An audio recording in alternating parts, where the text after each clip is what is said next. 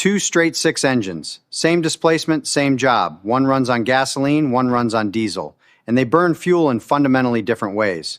Let's compare them all the way down. The gas engine uses a spark plug to light the mixture. The diesel, no spark. It squeezes air until it self-ignites the fuel. Two totally different cycles. Squeeze matters. A gas engine compresses air about 10 to 1, past 800 degrees Fahrenheit, hot enough to ignite diesel fuel on contact. Gasoline engines premix fuel before the cylinder. Diesel injects at 30,000 psi directly.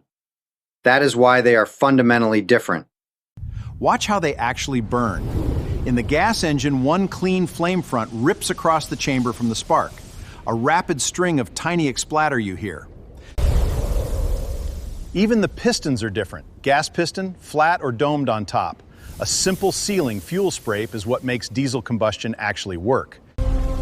Gas pistons are flat. Diesels use a bowl to swirl the fuel. Gas uses spark plugs, but diesel uses injectors and glow plugs. Let's compare these two intake systems. This turbo spins to force more air inside. That gives the diesel engine much more power.